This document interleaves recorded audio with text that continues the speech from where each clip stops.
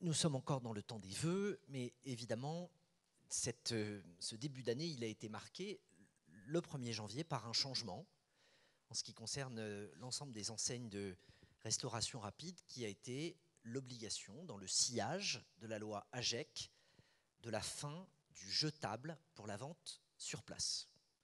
Avec Bérangère Couillard, dès le 2 janvier, en fin de matinée, nous nous sommes rendus dans une enseigne du leader aujourd'hui de la restauration rapide en France pour contrôler, pour vérifier l'application de la loi, mais on avait dit que nous mettrions à profit cette première semaine pour réunir l'ensemble des acteurs ici au ministère, et pour être plus précis, les 25 plus grandes enseignes de ce pays, ce qui représente des millions de repas.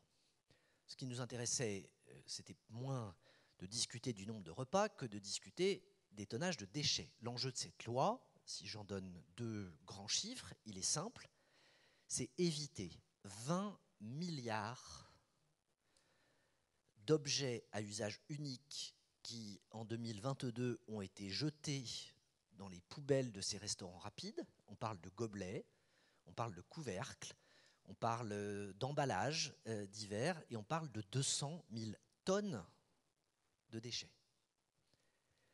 Cette obligation, elle vaut pour tous les restaurants de plus de 20 couverts, et pour ce qui est de la restauration sur place, il va de soi que la restauration à emporter ne doit pas se faire dans de la vaisselle réutilisable, puisqu'il y a des gens qui mangent ça sur des bancs, qui mangent ça à l'extérieur, et que du coup ce serait une forme de gaspillage que de l'imposer pour ce qui est de la restauration à emporter. Et donc, on vient de passer 1h30 avec l'ensemble des acteurs. On les a interrogés à tour de rôle, avec un principe qui était celui d'abord de leur demander où ils en étaient au 1er janvier, quels étaient les freins et les difficultés qu'ils avaient identifiés, quels étaient les obstacles éventuels qu'ils pouvaient voir ou repérer. Et vous allez nous interroger, et je pense que dans 15 secondes, on pourra du coup répondre avec Bérangère Couillard à tout ça. Et ce que nous leur avons indiqué, c'est qu'on leur donnait 15 jours pour nous transmettre leur plan d'action avec les dates auxquelles ils seraient définitivement en conformité, où ils auraient réglé les divers problèmes, sachant qu'on a des disparités extrêmement fortes à l'intérieur des enseignes et compte tenu de la particularité. J'ai été court, mais peut-être un peu exhaustif. Tu peux peut-être préciser quand même les grandes enseignes qui étaient autour de la table et les grands types de restauration ? Alors, en effet, autour de la table, donc, il y avait les 25 plus grandes enseignes de restauration rapide. Il y avait la restauration rapide type burger, donc évidemment, je ne vais pas en oublier, mais bon, McDonald's, Burger King, également KFC. Et puis, on avait également donc, la restauration type sandwicherie, notamment le groupe Le Duf.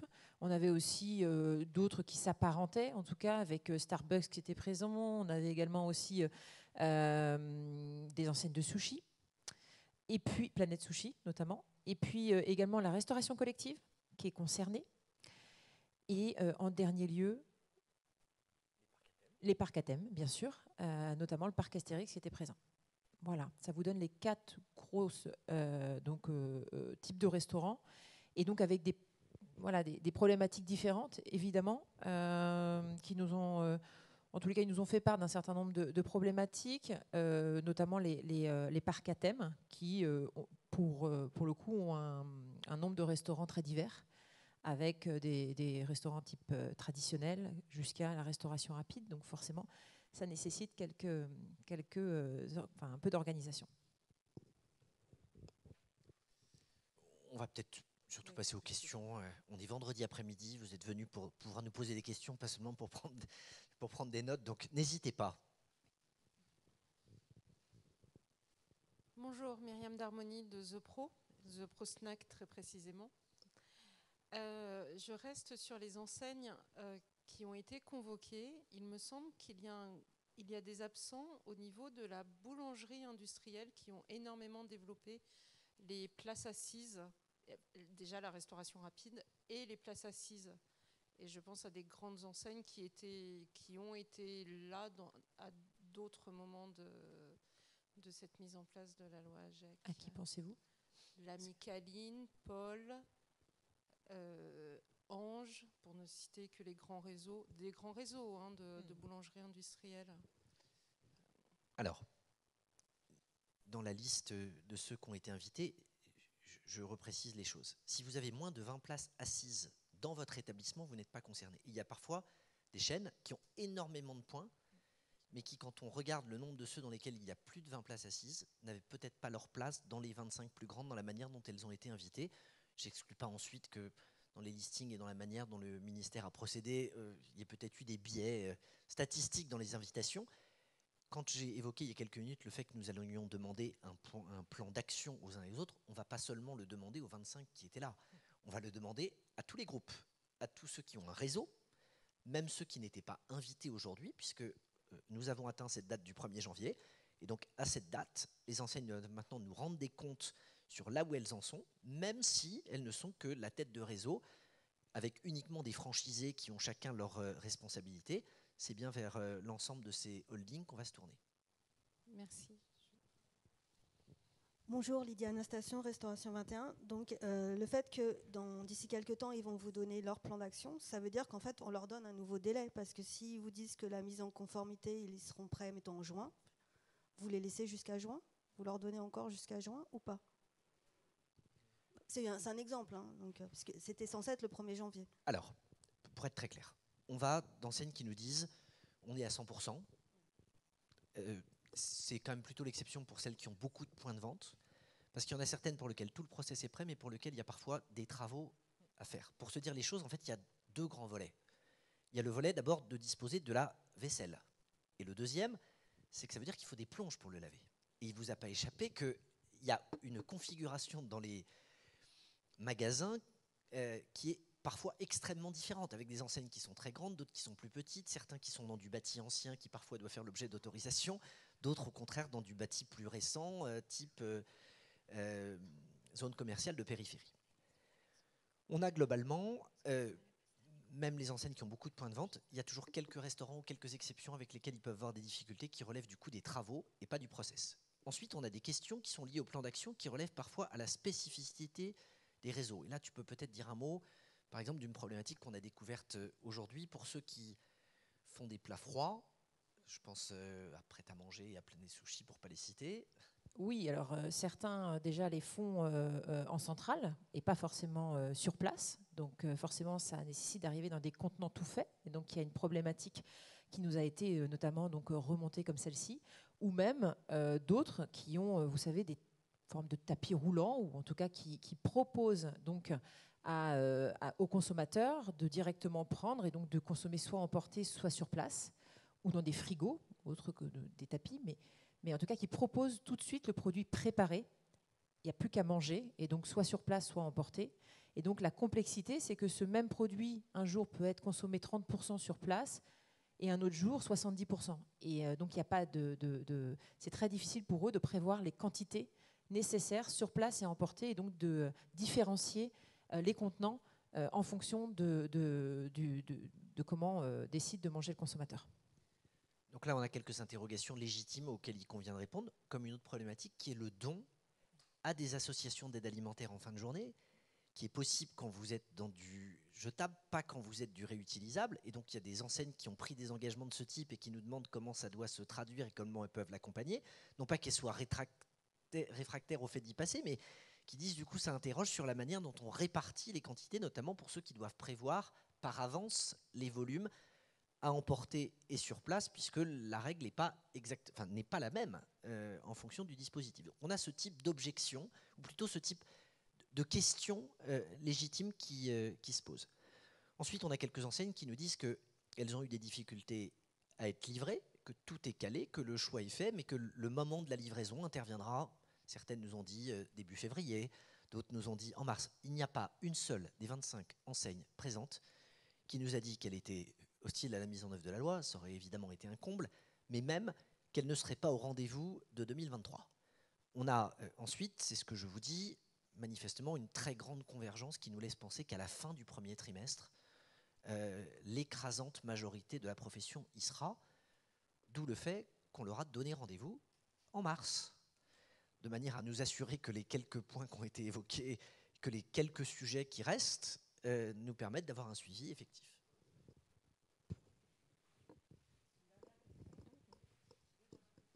Deux dernières questions. Oula.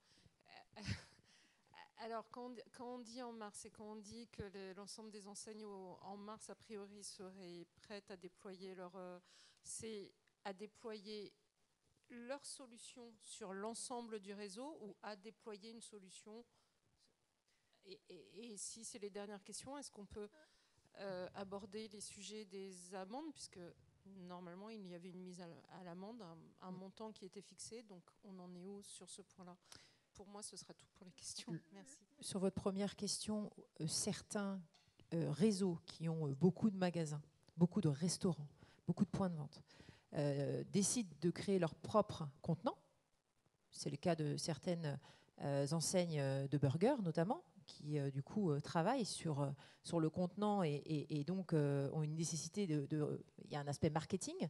Et puis d'autres cherchent plutôt des contenants sur le marché déjà disponibles pour pouvoir effectuer donc ces repas sur place. Concernant l'amende, elle a été fixée, vous le savez, à 1 500 € par jour de manquement.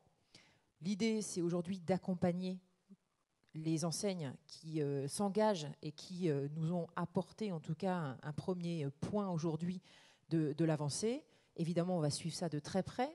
On leur a donné que 15 jours pour nous donner vraiment un plan d'action, ce qui est exigeant de notre part. Et comme disait Monsieur le Ministre, dans 3 mois, on leur a donné rendez-vous pour faire ce point. Encore une fois, elles seront dans une grande majorité au rendez-vous. Donc c'est aussi l'intérêt d'une journée et d'un rendez-vous comme celui-ci d'aujourd'hui, c'est de montrer l'exigence du gouvernement sur ce sujet et l'application de la loi. Pour compléter, je veux dire 2 choses. D'abord, on est le premier pays au monde à le faire. Parce qu'on a des enseignes internationales autour de la table, dans les 25 plus grandes. Et quand vous regarderez la liste, si on ne vous l'a pas donnée, et donc des gens qui parfois ont l'habitude de se tourner vers un siège qui est à l'étranger pour savoir ce que vont être les évolutions de process ou les normes, on est le premier pays au monde à dire il n'y a plus de vaisselle jetable quand on déjeune sur place dès lors qu'il y a plus de 20 couverts. Ce qui ajoute une petite part de dimension et ce qui est aussi, je pense, la marque de la détermination à la fois des parlementaires qui ont voté la loi et du contexte dans lequel nous faisons. Ce qu'on leur a dit aujourd'hui, c'est que nous allions engager le contrôle de ces plans d'action qu'ils allaient nous remettre.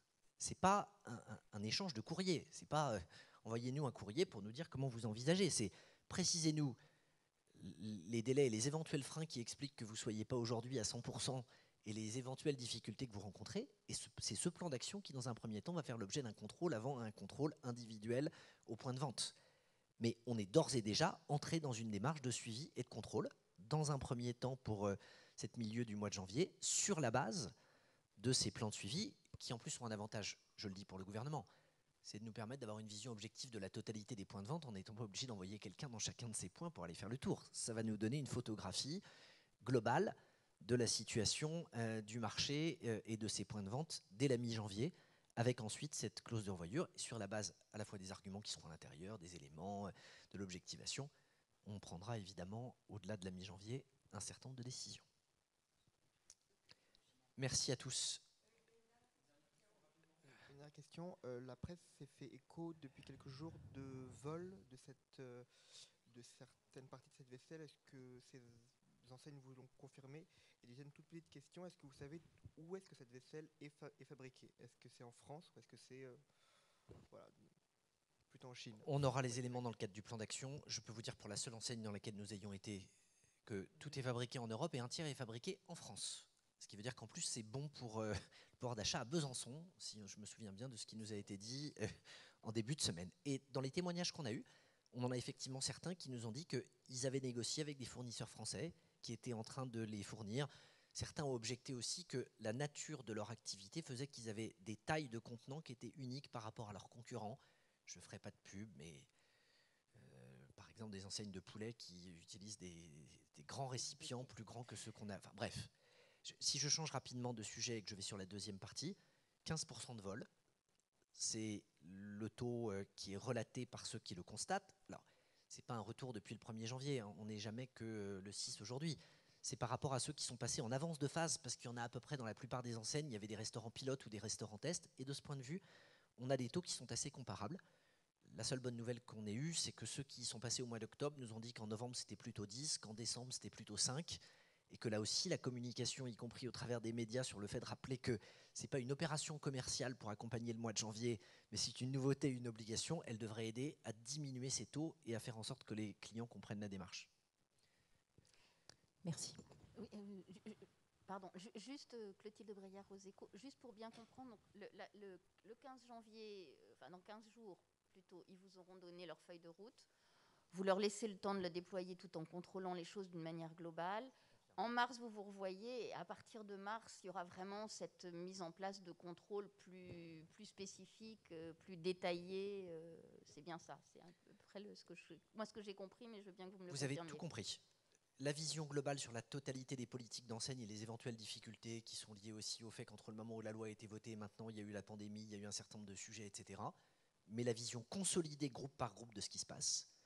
Le suivi à la fin du mois de mars, mais si déjà on a des plans d'action qui nous semblent ni volontaristes et qui s'appuient aussi sur des arguments qui sont des arguties pour gagner du temps, on n'a pas forcément vocation à attendre le mois de mars. Quand je dis qu'on va contrôler les plans d'action qui nous sont présentés, c'est bien parce qu'on veut s'assurer que les freins, ils ne relèvent pas d'une mauvaise volonté ou du fait qu'il y a la volonté de contourner ou de différer la mise en œuvre, mais qu'il y a effectivement une difficulté objectivable par rapport à tel ou tel point, parce que le fournisseur, l'usine choisie en France a mis un peu plus de temps pour je ne sais pas quoi, mais on est vraiment dans une démarche qui n'est pas de différer. On est entré dans la mise en œuvre, on y était le 2, on est aujourd'hui le 6, on les reçoit, on va les revoir dans le trimestre, et ils ont 15 jours pour nous passer l'ensemble des éléments.